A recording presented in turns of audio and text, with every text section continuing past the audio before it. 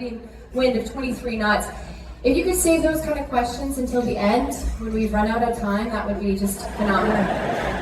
All right, we're going to kick this off, and I have my lovely assistant Tanya here running our presentation. The very first picture, how does one become a cruise ship captain? I'm going to tell you my story, and it begins on the great big red boat, the Atlantic, with Premier Cruise Lines. I have one nod in the front. Anyone else have ever heard of Premier Cruise Lines? If you haven't, it's the original Disney cruise line. What they would do is they would have a park and sail. So you would either go to the parks first and then hop on the ship, or you go on the ship and then go to the Disney parks. Well, when I was 12 years old, my parents took my brother and me on our very first big vacation that we had as a family. It was over Thanksgiving holiday. It was a 4-day cruise to the Bahamas. And in the top right-hand corner is the Junior Cruiser certificate that I received from the captain. And this certificate still hangs on the bulkhead of my office today. It made such an impression on me. In the next picture, I'll show you. This was when we were packing the car to drive home, and I had this pivotal conversation with my parents, my dad in particular, because I had such a wonderful time on the ship. And so when we were packing the car to drive home, I said to my dad, I know what I want to be when I grow up. My dad said, what's that? I said, you know the person that plans all the fun events on board the ship? My dad said, the cruise director? I said, yes, I want to be the cruise director. And he said, well, you can do anything you want in the world, including drive the thing. And that's where the seed was planted. Now, a couple of things I want to point out in these pictures. You see my brother and I are rocking our San Francisco 49ers jackets.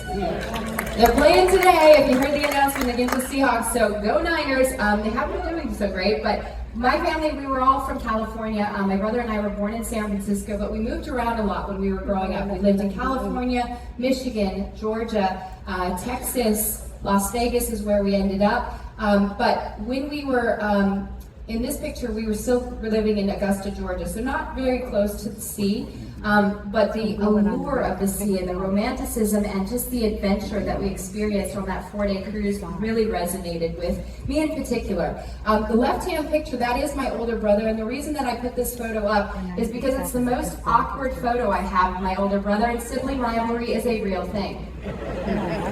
He has grown into that nose, I'm happy to say.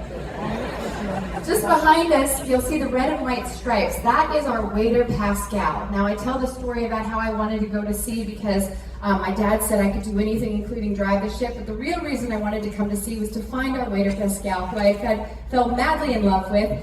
Funny thing about that, I did my presentation 2 cruises ago, and as I stood on the gangway saying goodbye to our guest, a gentleman passed by and he said, I'm friends with Pascal. I said, no, that's not possible. He said, absolutely, and his wife, who was working on the ship at the time, I said, just tell him to call me. So we have located Pascal, the mystery is solved, but that is where the seed was planted and why I wanted to go to sea in the first place. Now, where does one go from a childhood dream? In the next photo, when it was time to apply to college. My dad reminded me of that conversation because I wasn't aware of where to go and what to study.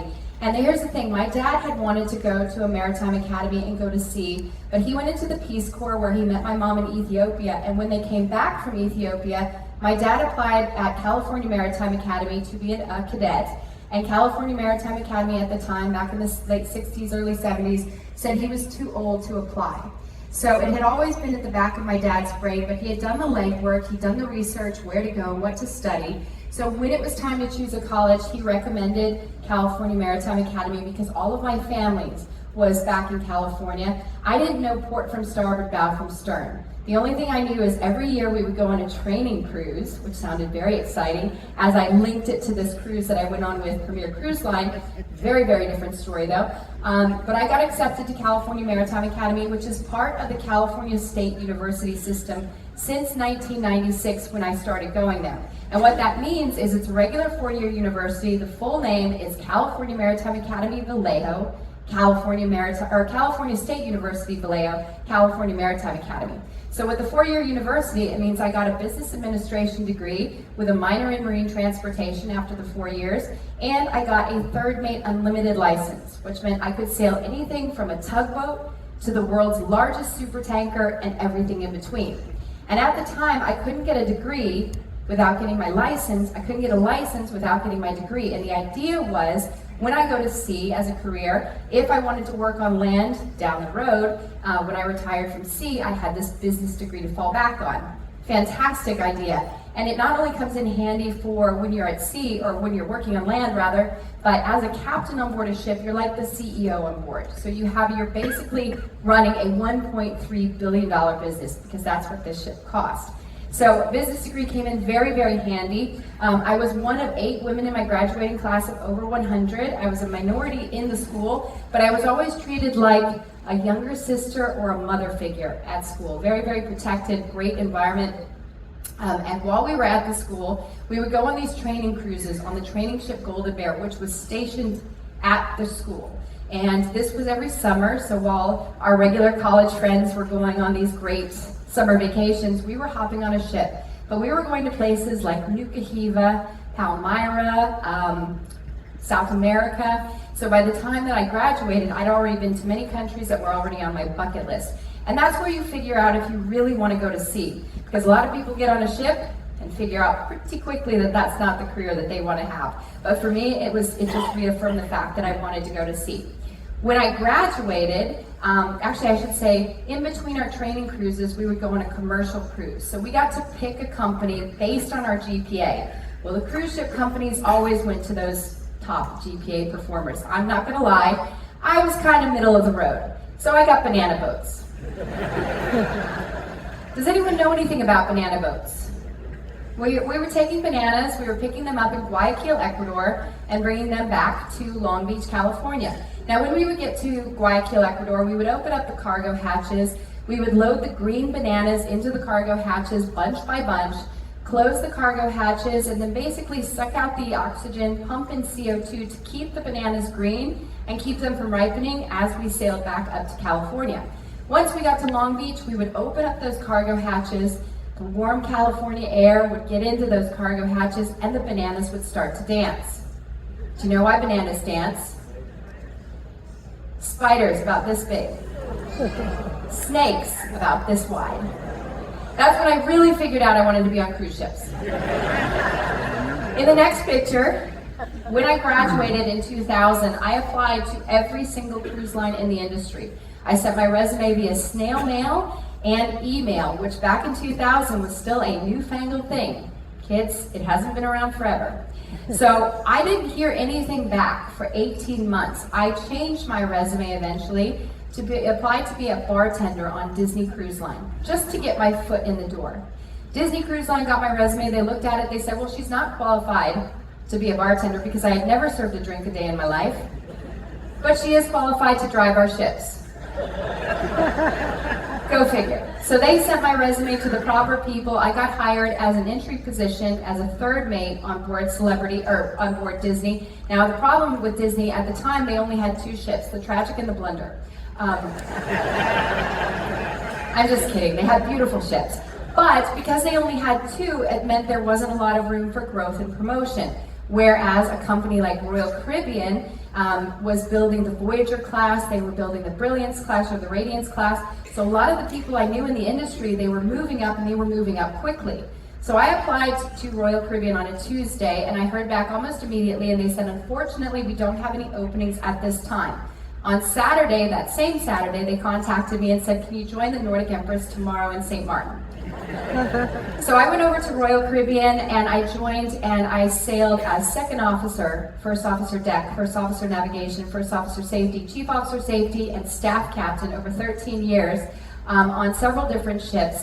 And I was sailing with my husband, who was chief engineer on the Quantum of the Seas. We were off the coast of Oman when he got a phone call early in the morning. He came into the bedroom, he said, you have a phone call from Celebrity Cruises. I said, well, why would Celebrity Cruises be calling me? He said, well, it's Lisa Lutoff-Perlo, who is our president and CEO at Celebrity, who I had met when she was in charge of Marine over at Royal Caribbean. He said, I think they're calling to offer you the position as a captain. Well, that'll wake you up pretty quick. So I get up, I take the phone call, and sure enough, it was Lisa, and she was asking if I would come over to Celebrity as their first female captain, and that makes me the first American, both North and South, woman to captain mega cruise ships. Now, thank you.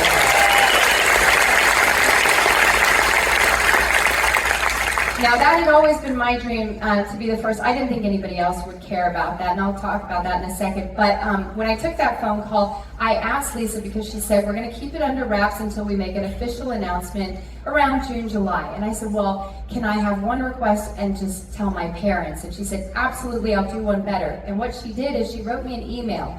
And she sent it to me why I was being asked to be to come over to Celebrity and be their first female captain. And so on Father's Day of that year, I printed off the email. I got a nice bottle of Dom, and I was over at my parents' house, and I gave my dad the printed letter as I'm popping this bottle of champagne, and my dad's reading everything out loud. And when he got to the part about Captain, he looks up at me and he says, Captain? Looks back down at the paper, up at me again, starts bawling. My poor mom sitting next to him eating ice cream has no idea what's happening.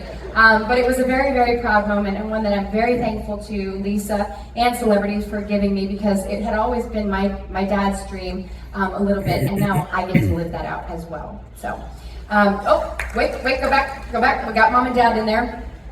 There we go, Mom and Dad, bottom right-hand corner. Now, a lot of people will ask, does your family get to come sail with you? Absolutely. Do we like them to? No. It is a lot of work. Now I say that, but my family is amazing, and they understand that my job is 24/7. If I'm going to be needed, it's usually 2 or 3 o'clock in the morning. 24/7, I have to be available, so they understand that. But the thing about my parents, when they come to sail, they are the albatross.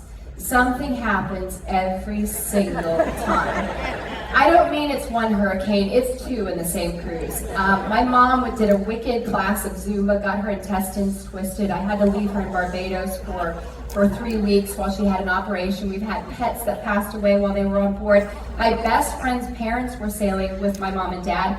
When my best friend's father found out he had pancreatic cancer, he's okay, but I blame my parents entirely for that. So I have told them, as much as I love them, if they come and sail and one more thing goes wrong, that's the end of their sailing career. So that's Mom and Dad. In the next picture is this lovely name tag.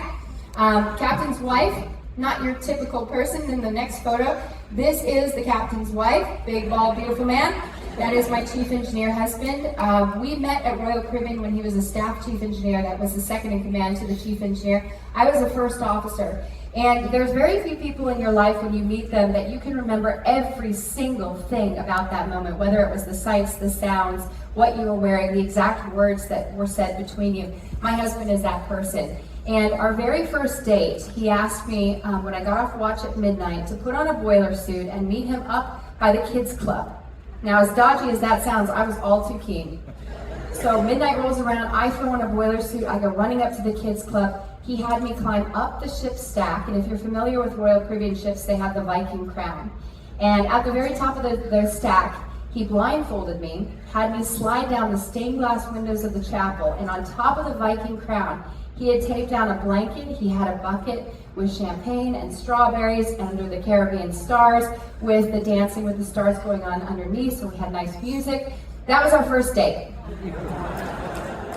Yeah, you clap. But when you set the bar quite literally that high, there is no place to go but down. So we have been married now 16 very happy years, and I say very happy years because the secret to a happy marriage is never be in the same place at the same time. Some of our most fond memories are when I was sailing in Australia, he was in the Caribbean. It was about 12 time zones apart, but the evolution of communication has gone so well over the period that we have been sailing. When we first started sailing, we were sending telex messages at $7 a word. Yes. Now, of course, we have Starlink on board our ships. We have social media. We have FaceTime, and we actually communicate at least twice a day. In the morning, we'll FaceTime, and then in the evening, we recap the day and FaceTime. I do the same thing with my parents. I call them every single day. So the evolution of technology has made life very, very easy to be at sea. So that is my husband. But the true love of my life,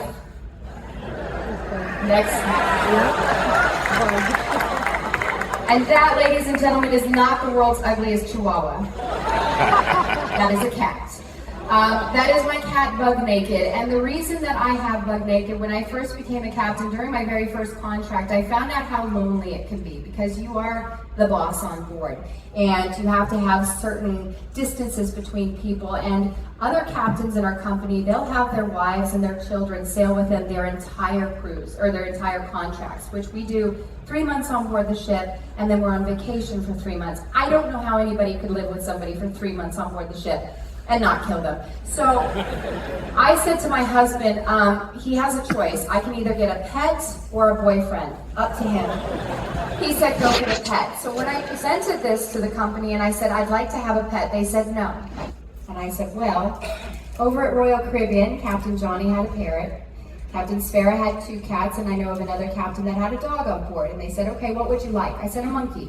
I had that lined up, by the way. They said, no. What else would you like? So I was scrolling through Instagram and I saw hairless cats, Sphynx cats in particular. I became obsessed and I thought this would be a great travel companion, hypoallergenic, all of that jazz. And so Bug joined me when she was 3 months old. She has sailed with me on every ship.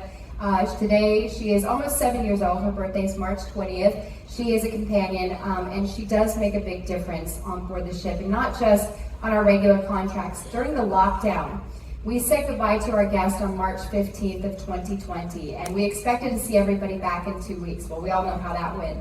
I was on board the ship on Celebrity Edge for 312 days straight. Whoa. It was phenomenal. It was really, really great. But having her on board the entire time made things a lot easier. Not only for me, I don't say she's an emotional support animal, but in fact she is, because what I found is we've had instances where crew members were very homesick, or crew members were down in the medical facility, and if I take her down and hand her over to somebody, you see them instantly relax. So she does have that capability. We also call her the maneuvering support mammal. And the reason that we do that is because when I give the maneuver to one of my junior officers, say it's their very first time undocking the ship, Bug has this way of picking up that anxiety, and what she'll do is she'll come out of our room, which is attached to the bridge, and she will stand next to the person that's performing the maneuver. And I've had my officers say they can physically feel the anxiety leaving their body as she's standing there. She doesn't talk, she doesn't make any noise, she doesn't jump on buttons, but she does help them in a very unusual and unique way. So that is Bug. And if you'd like to see Bug, she will be in the club today at 4 p.m. You'll see her in the flesh, quite literally, for Bug Trivia. So come on out at 4 o'clock. All right, in the next picture, let's talk about, would you like to see where we live? This video was actually made on Celebrity Edge, which is the sister ship to Celebrity Beyond, but very similar cabin. The only thing that's different is the artwork, but we can show you what it looks like. So this is the captain's cabin on the Celebrity Edge. I'm going to show you, first things first, the bathroom. The bathroom leads into the full bathroom here. We have the bathtub, Tubs for Bug. shower, bedroom. There's the TV, the corridor that we just came from, going into the living room. Beautiful space, love the artwork. And we have not one, but 2 infinite balconies. There's the TV. Of course, you gotta have a pantry. And then my office, which leads directly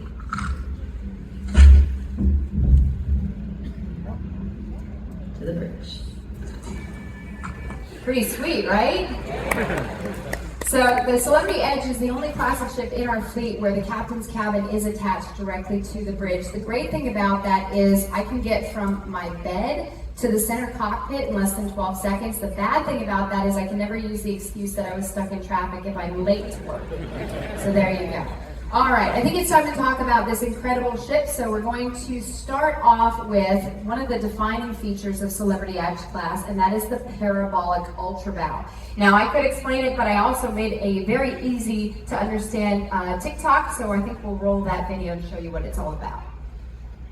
The Celebrity Edge has a parabolic ultra bow, or some refer to it as an X bow or an inverted bow.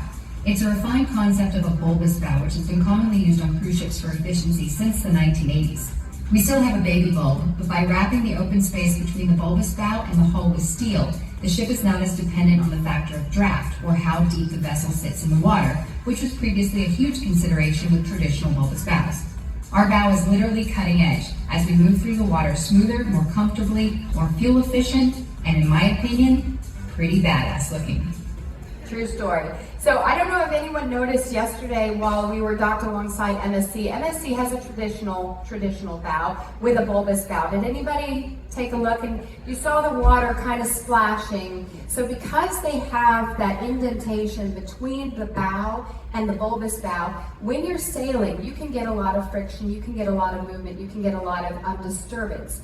With a parabolic ultra bow, again, as I mentioned in the video, it doesn't matter how deep we sit in the water. Because it's razor sharp, we basically just slice through the water. And there isn't that area for that disturbance to happen when the sea is slapping the ship.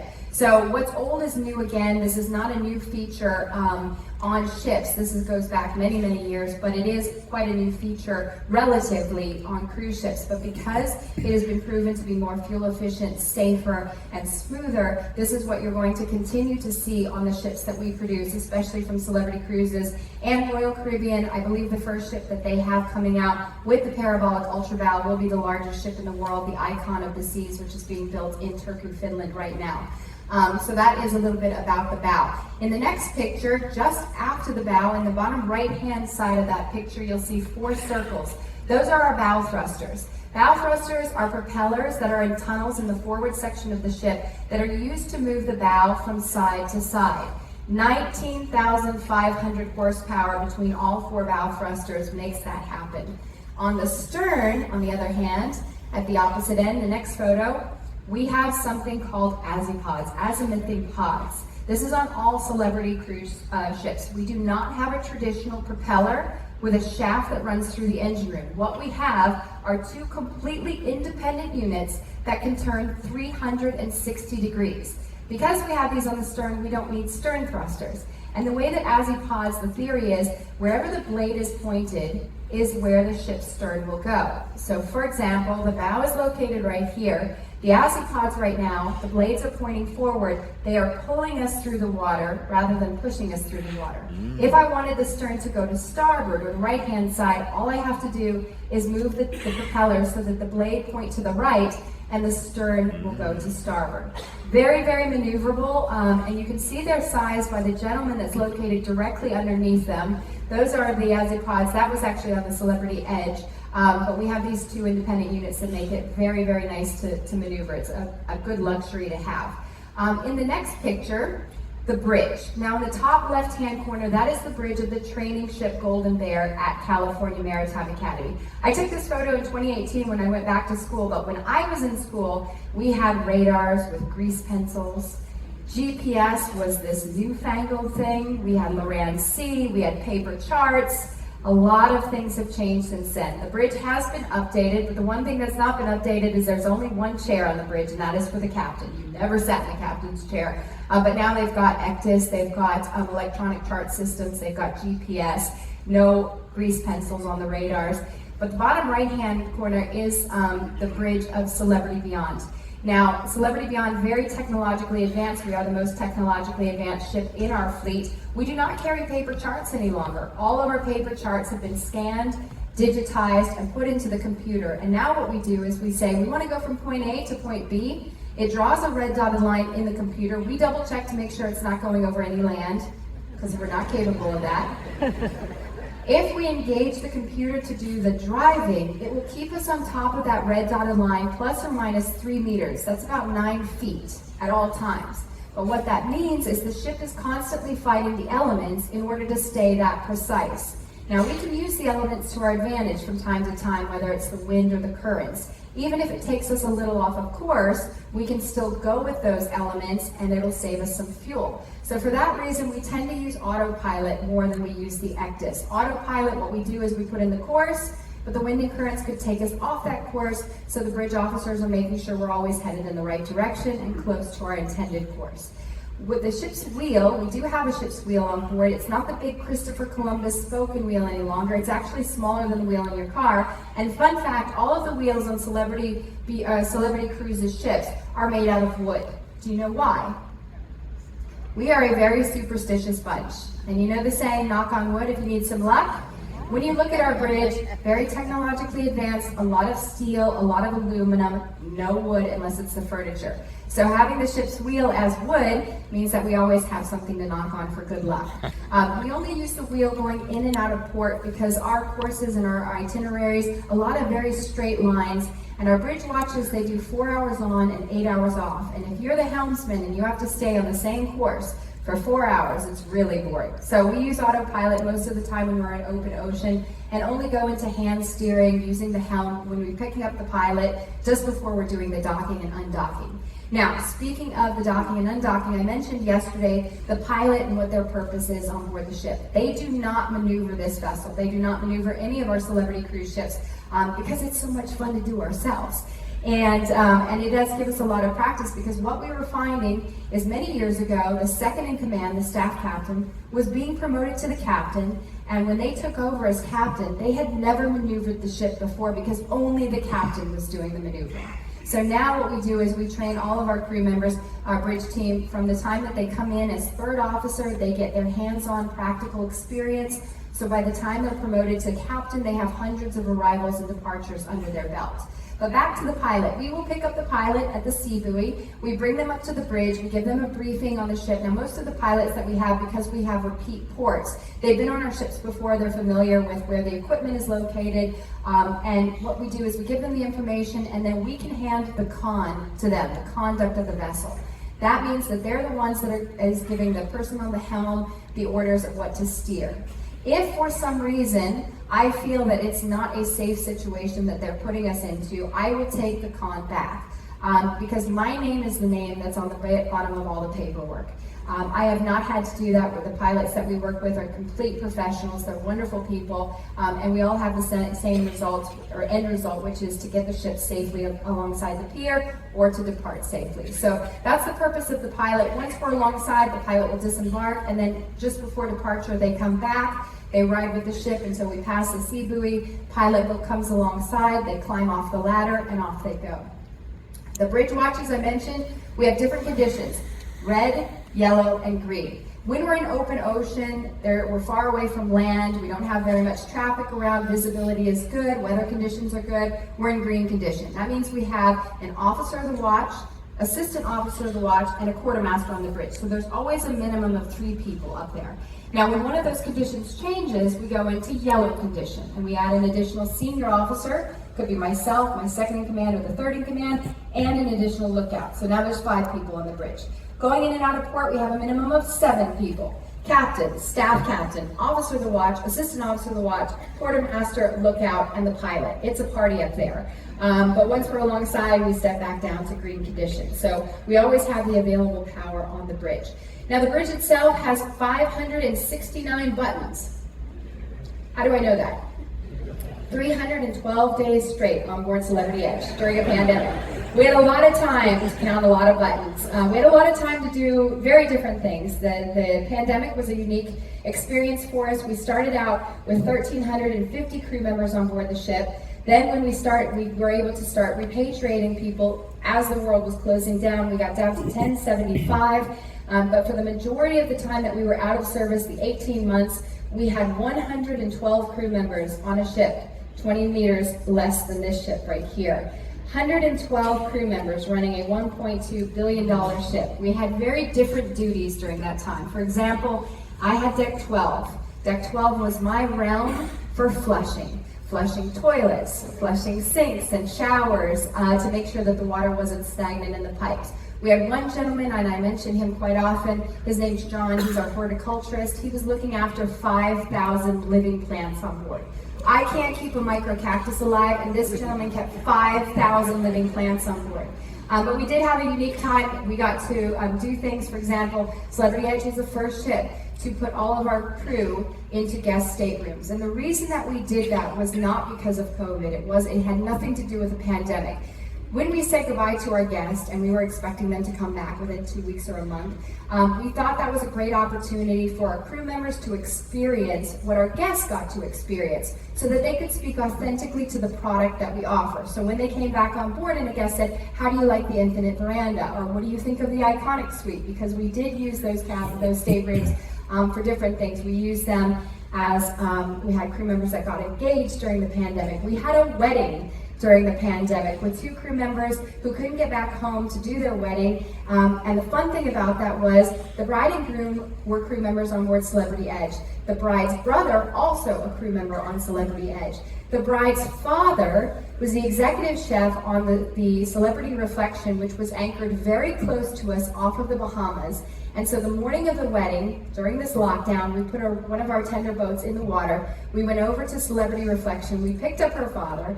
We brought him on board. And as the bride, blindfolded, walked down the aft part of Eden, that beautiful ramp, her dad was there to meet her halfway and walk her the remainder of the way. So got to do some very, very special things during the pandemic, a time that I will always be grateful for because we got to know our crew members on a very different level.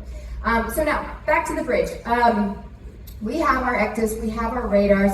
Now the computer charts that we've got, I mentioned we don't carry any paper charts on board. We aren't even allowed to have paper charts as a backup. No, that's not allowed. So what we've got is, we've got a backup computer for ECDIS. We have a backup for the backup computer. We have a backup for the backup's backup computer. And if all else fails, we have a sextant. A sextant is used for celestial navigation. Now, we are all trained in celestial navigation. What celestial navigation is basically you take a celestial body, you bring it down to the horizon, you do a lot of mathematical calculations, and hopefully you can pinwheel your position on Earth's surface. Now, the thing about celestial navigation is you have to be able to see 2 things: a celestial body and the horizon. If you have one but not the other, you cannot do celestial navigation, and you basically have to wait it out until you can. But we do have backup systems, a few backup systems for our backup systems in the event that all else fails. There are also 2 chairs on the bridge. On the right-hand side or the starboard side is the officer of the watch's chair. On the left-hand side is the captain's chair. If I'm not on the bridge, the officers on watch are allowed to use that chair, but every time I go to the bridge, it is kind of a Celebrity Cruises thing. Whenever the captain enters the bridge, everyone stands. That's not my thing, it's just one of these things, one of these traditions that they have out of respect for the captain. They do not announce captain on deck, no matter how many times I've tried to get them to do that. But it's fine, we make do. So that is some information about the bridge. I also want to mention the engines, because a lot of times we get questions about the engines. We have 5 main engines on board. The fuel that we use is either heavy fuel oil or marine gas oil, MGO. MGO, marine gas oil, is like jet fuel. Very expensive, very clean. Heavy fuel oil, what happens with our heavy fuel oil, when we burn it, we have a scrubber system on board Celebrity Beyond, and that means as the exhaust gases from the heavy fuel oil are traveling up the ship's stack, we have sprinkler heads in the stack, which are shooting out an alkali water mixture. Now, the alkali in the water mixture is separating the sulfur content, so the sulfur is dropping down and it's going into holding tanks. So the plume that you see, and we do say it's plume, when you look at our ship stack, that is not smoke. That is plume, because that has been the exhaust that's gone through the scrubber system, which evaporates very quickly, and it is less than 0.5% sulfur content. And this is required from environmental agencies around the world to make sure that we are running in the cleanest way that we can. Now, we are looking at alternate fuels for the future. For example, our sister ship, Celebrity Ascent, which is coming out at the end of this year, will have an alternate fuel on board. I don't know if they've announced it officially, so I don't want to say it here because that spreads like wildfire, but she will have an alternate fuel system on board. The Icon of the Seas is LNG. We have different, we're looking at methanol products. We will not do nuclear power because a lot of ports around the world are not keen on seeing nuclear-powered ships sailing in and out of their ports on a regular basis. So at this time, nuclear power is not an option, but they are looking at different fuel options for many, many of the ships. As far as our fuel efficiency, we do have a couple of things that impact us. For example, our paint on our ship's hull is made out of silicone, so we slide right through the water, making us more fuel efficient. We also have a system called ALS, Air Lubrication System. This is, everybody's familiar with the soda stream machine where you can make your own soda pop? It's kind of the same idea. We have holes in the side of the ship that are supposed to be there, and what's coming out of those holes are billions of tiny bubbles that coat the ship's hull. So it makes us very hydrodynamic going through the water. We're basically floating in one gigantic bubble. So the ALS system also gives us about a half knot of extra speed. We have stabilizers on board. These look like wings of an airplane that we extend from either side of the ship, one on each side. They're fully automatic. So when the ship is cruising, if we start rolling from side to side, we'll extend them out. When we roll to starboard, the port fin will actually dig in, fully automatic, and upright us. They reduce the rolling up to 90%. Now this is rolling from side to side with the ship, not pitching, which is the forward and aft motion. Let's see, what else? Oh, we make our own water on board the ship. So what we do is we take in our seawater, and it goes through a purification process, it goes through an osmosis process. Basically, we're separating the salt out so that this is the water that's ending up in your sinks, in your toilets, in your showers, in the galley. Now once that water is used, it will go into different holding tanks. The water from your sinks and your showers will go into gray water tanks, and it goes through a purification process, and the end result gets pumped over the side. It's clean enough to pump it over the side. The black water is the water from your toilets. Now once you flush that toilet, that water goes through all of our piping systems and then into the advanced wastewater purification process, where it separates the solids from the liquids. The solids go off and get dehydrated, and the end result looks like a brown hockey puck, for lack of a better description. The liquids, again, go through this purification process, and the U.S. Coast Guard has deemed that that water is clean enough to drink. We don't drink it. But what we do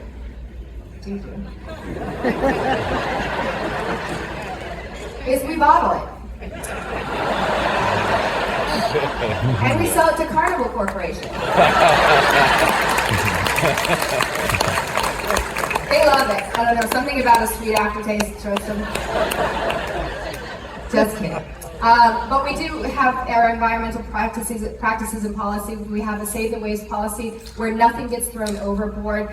We've gone a long way with single-use plastics. When you go up to the ocean view, we don't have the single condiments in your bathrooms, for example. The bath amenities aren't the single-use plastics. We've eliminated plastic straws and so on and so forth. So I'm very, very proud of what not only Celebrity Cruises, but our Royal Caribbean group does to protect the environment, because obviously this is our livelihood. Now, next picture. Okay, if you can see it, you can be it. Social media, very quickly want to mention, when I started with Celebrity Cruises in 2015, coming in as a captain, the their PR department said, you should probably start social media. I had no idea what Instagram and all of that stuff was, but the fact is, when I was growing up, the only thing I saw about cruise ships was the Love Boat. And as much as I love the Love Boat and Captain Stubing, it's not an actual depiction of what happens day to day on board a cruise ship. So the reason that I have social media is to show a glimpse into the real life and the very cool things that we get to do while we're at sea, to hopefully garner interest in people who never even thought about this as a career option.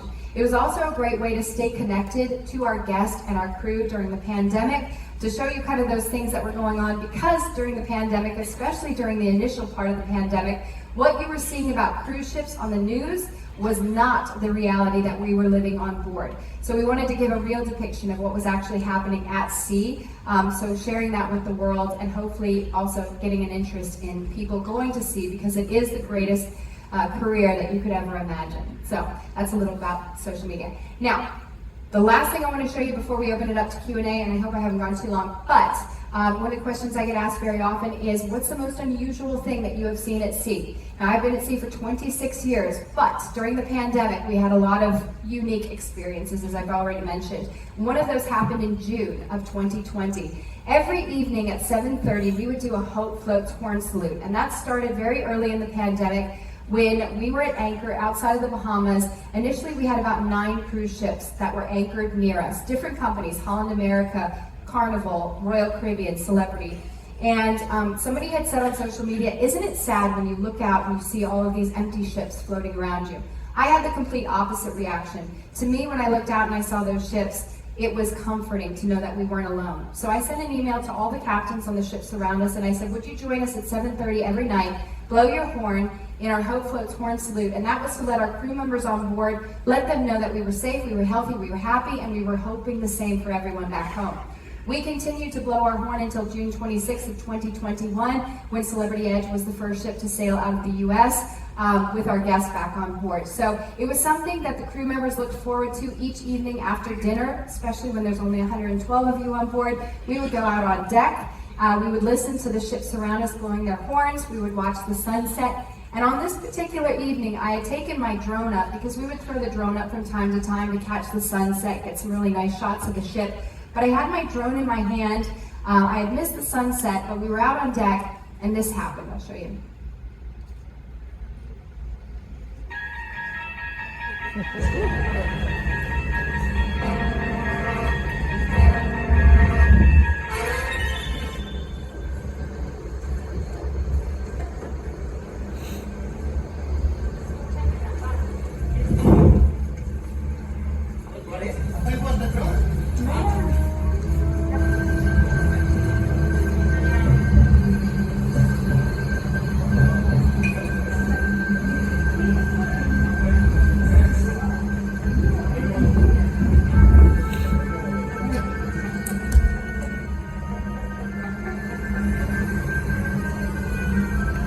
It looked like a giant black jellyfish. And if I had to guess the size, I would probably say it was at least 3 meters wide, which is about 9 feet, and anywhere from 15 to 20 feet long. It made no noise, so it wasn't a drone. Like I said, we were outside of the Bahamas. The nearest ship was over 2 miles away. We didn't have very much wind, and even at that height in the airstreams. But what it did is it started at the bow of the ship, and it floated directly down the center line of the ship, and then it disappeared. And people say, why didn't you put a boat in the water? Well, it was after sunset. I don't know what that thing was, and our boats are limited with their lights, so I didn't really want to put people in a boat to go look for something that we weren't sure what it was. But it disappeared, and to this date, I have no idea what it was.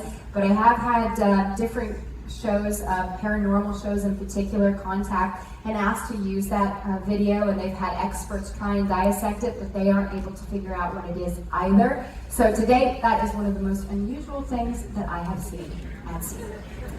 All right, so that is it for my presentation, but I'm going to open it up to questions and answers. So I think we've got a few. Oh, Tim's running around with the microphone. Awesome. Remember the rule about the technical questions. If we could just find out your name and where you're from and your question. Jerry from South Carolina. Hi, Jerry. I love your hair. Thank you. Have you ever had to celestial navigate? I have not had to, for a lack of equipment on board. No, it's just one of those things.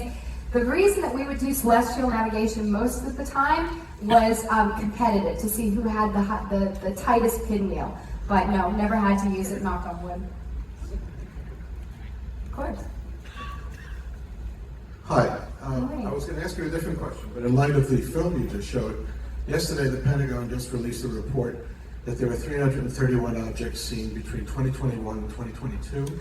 171 can be explained by birds and balloons, etc.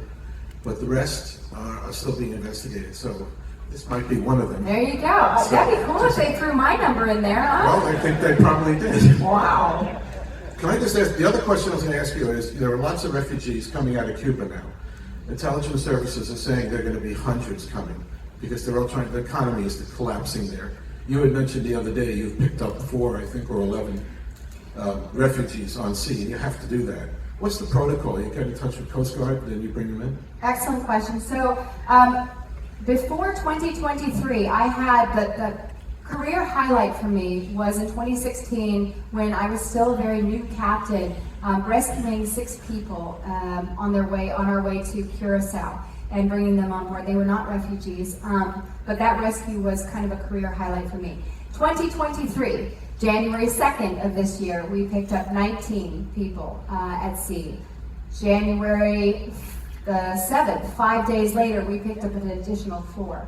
Now, to say whether they're refugees or not, I can't speak to that. that's something that goes beyond.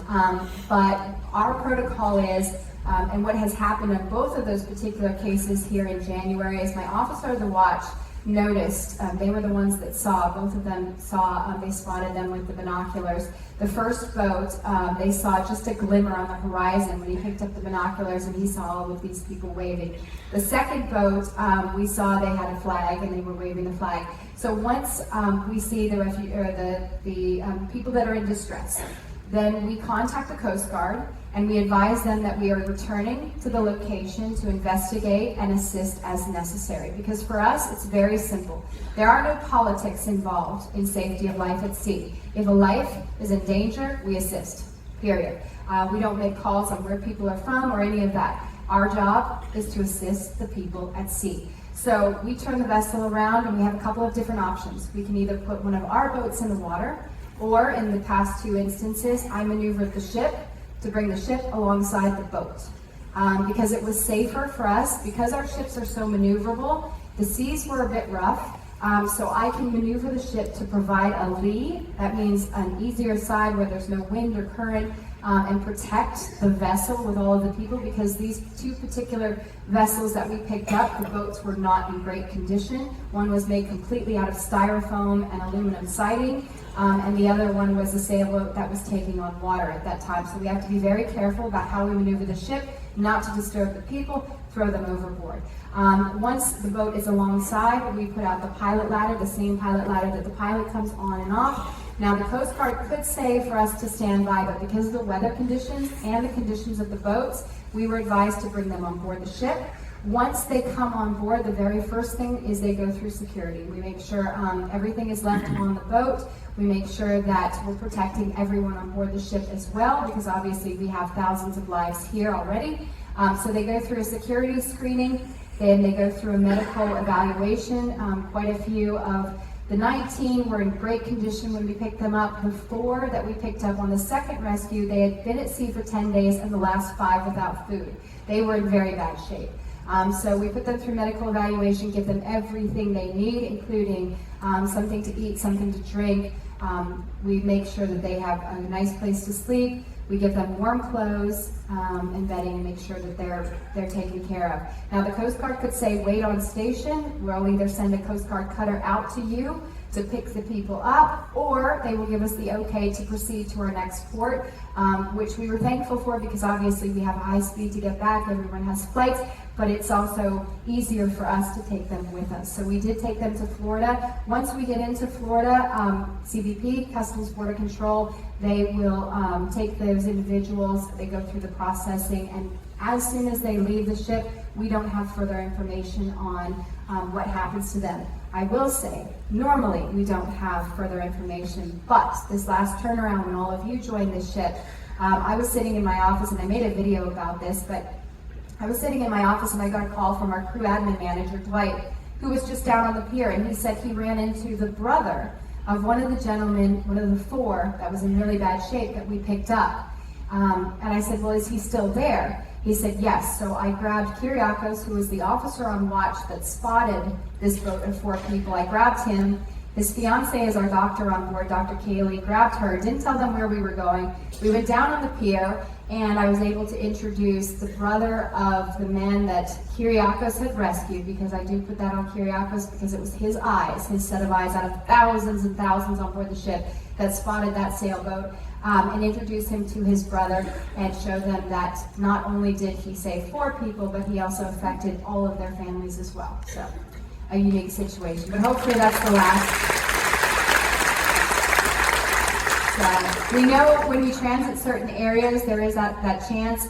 For example, a couple of years ago, the ships that were sailing in the Mediterranean, especially in the Greek islands, they were always, keeping an eye out for refugees, and our job is to assist as necessary. We've got one right in the middle there. Hi, Captain Kate. I just wanted to ask you how difficult it is when you come into port with the pilot assisting in getting onto the ship.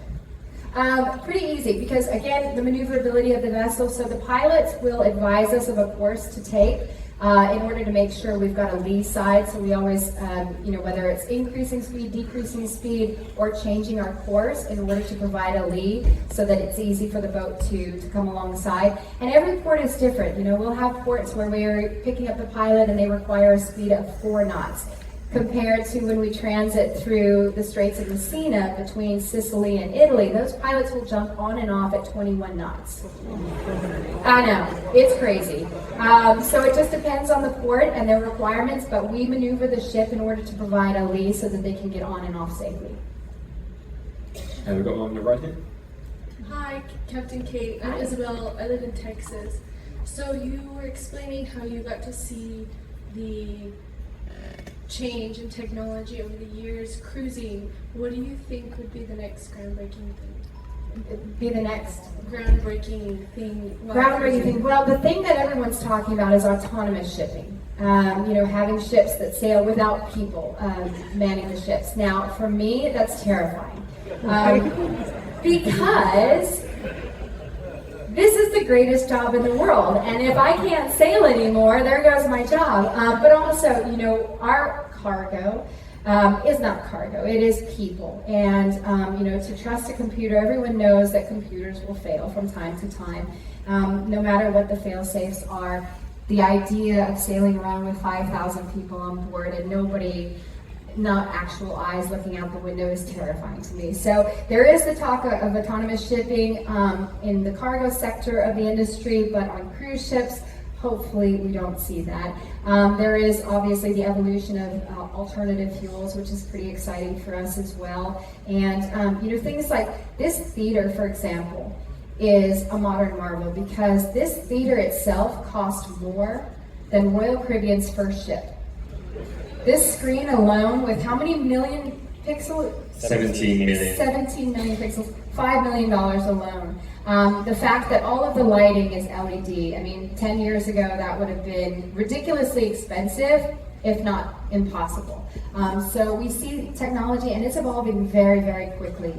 So we're just kind of rolling with it. One of the things that we're really excited about though was the internet and the availability of Starlink and making sure that that's a bit quicker than what we were used to on ships. So yeah, it's headed in the right direction. I'm just hoping you don't have to worry about cruise directing. Hi, Captain Kate. My name is Ryan. Thank you so much for your commitment to excellence. My question is, what do captains such as yourself do during your 3 months of vacation? You'd be surprised. So my last contract, I joined Celebrity Beyond in January of last year in the shipyard. I was able to bring her out. This is my baby, and I'm saying that it's the highest honor you can have as a captain to be given a brand new ship. So this is my baby. Joined in January. I got off towards the end of September.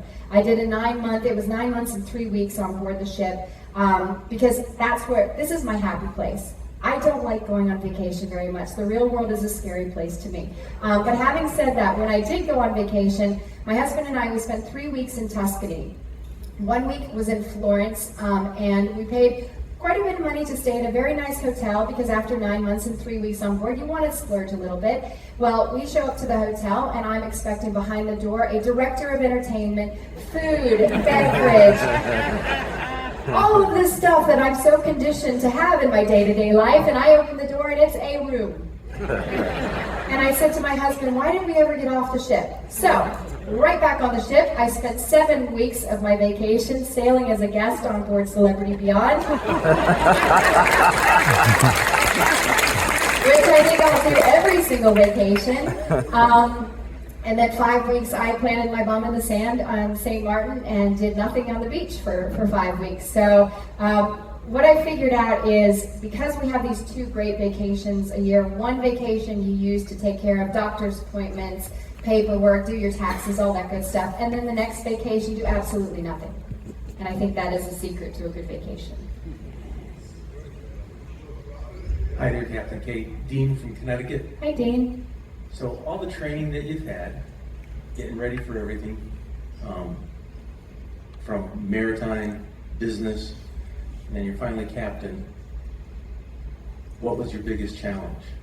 The biggest challenge, ooh, that's a great question. That is a great question. So when I became captain, that was the number one question. Can you tell us the challenges? Can you give us some horror stories coming up through the ranks? And for the first 12 months or so, I was scratching my head and trying to come up with a particular situation or an instance. And it wasn't until I was standing on stage on Celebrity Summit and I had a crew of 950, and we have a master's quarterly where the master does a presentation to all of the crew. So my 950 crew members were sitting in the audience just as you are right now. And that's when I had my aha moment. Looking out at them, I realized that I had 65 different nationalities represented between the 950 crew members. We're all a minority of some sort: race, religion, cultural background, sexual orientation, gender, whatever it is. Because we have so many minorities on the ship, we celebrate those differences rather than pick on those differences. So me being a female, for example, was never a thing. And that's because I have always worked in this unique environment.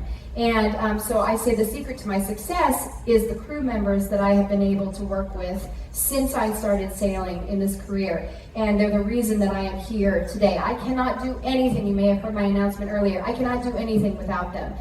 The ship cannot sail without them. And they honestly make my day-to-day so easy and enjoyable to the point where going on vacation is not fun. So I think that says a lot. That's a credit to them, their professionalism, just who they are as people. Each and every one has a unique story, and I think it's really fun for our guests to explore that and to find out, this person, yes, they may be a celebrity cleaner manning the restroom out there, but you should see their art. Oh my gosh. Or this one is one of our mechanics, but he was a psychologist back home. And it's a very unique place to be, but the crew members have made my journey so enjoyable, so easy, and the reason why I'm going to stick around for another 40 years. Hopefully. Captain Keith, just a couple of more questions relative to the UFO.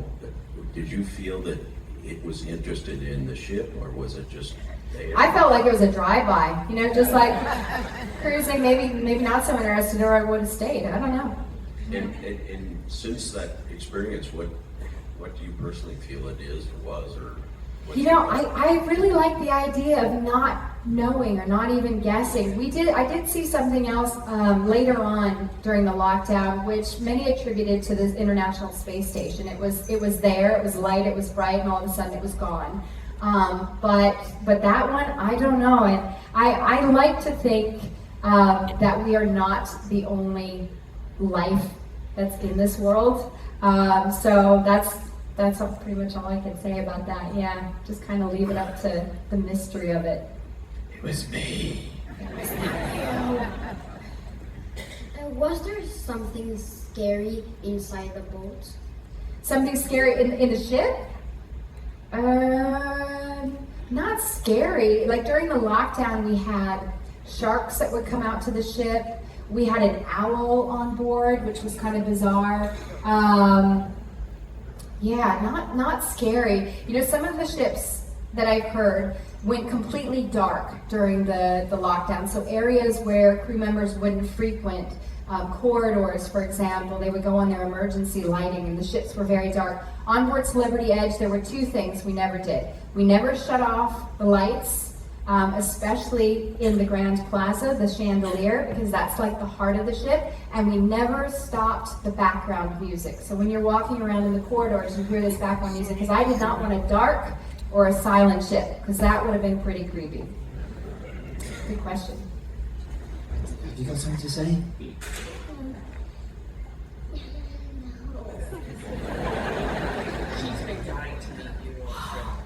Just say, hello, Captain Kate. Hi, we're gonna do a quick picture. Is that Mom? Here. Grandma. Say hi to Mom. What's your name? Oh, we have 10 more questions up here. What is it? Oh, let's come in. Ella? Come here, come here.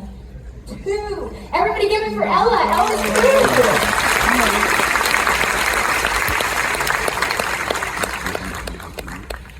2. Hey, I'm Bob from Florida. Hi, Bob. And, hi. Two questions. One, what is the what capacity are we at for the number of people on the ship that, that it'll hold? 84%. 84%? And the second question I have is, how many horsepower are in the rear motors? 72,000. On each pod or? No, that's the available power that we have on board the ship, 72,000 horsepower. We work in megawatts, so right now we're running at about 16 megawatts. If that helps. Don't ask. Okay, gallons to the mileage. We get, I think it's 12 inches to the gallon. And this is not 12 inches. Hi, Captain Kate. I'm Linda from Florida. With all the flack in the world today about gender identity, are you still allowed to refer to your ship in the feminine?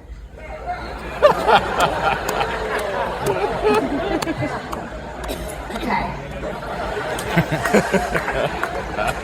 First of all, I'm going to say Celebrity Cruises is open to everyone, regardless. The reason that I refer to a ship as a she is because much like Mother Earth and Mother Nature, she carries life.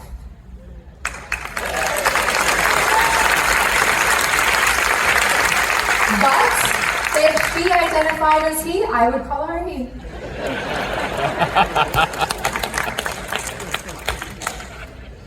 Yeah, Captain Kate, my name is Jim. I'm from Tennessee. What is your career path? I know it was a great honor for you to take beyond, from the shipyard, to where we are today. Do you hope to move to the next newest ship in a few years, or what is your personal career path that you look for? Great question. They only tend to give a captain one ship to take out because we have so many wonderful captains in our fleet, and it being the highest honor, you have to share the wealth. So while I would love to take out another ship, I'm very honored that they gave me this ship, very appreciative, and if this was the last one I ever got, I'd be very happy. It is the highest honor to be a captain. People say, would you become an admiral? We don't have that, or a commodore in Celebrity Cruises. All of our captains are equal. We're all captains. And one of the unique things, though, I would say, is there has never been a ship where the captain was also the godmother. And that means that the person that's responsible for all lives on board is also the one that blesses the ship. So I think that would be kind of cool. But I'm really happy with what this is. Every day I learn something new, and it's one of these on-the-job things that no day is the same, so it's always interesting to me. So if this is what the highlight of my career is right now, as long as I can continue that, I'm happy.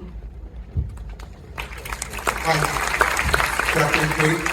I'm a surgeon from Scottsdale, Arizona, and my question to you is, has anybody ever needed to have emergency surgery while at sea on a ship? Emergency surgery, no. So what we do during a medical emergency is our doctors on board. We have 2 doctors, 3 nurses, and a medical secretary. Our medical facility is very technologically advanced as well. We can do x-rays and all of that, but basically it's like a trauma unit. So we will do a triage and an evaluation on the patient.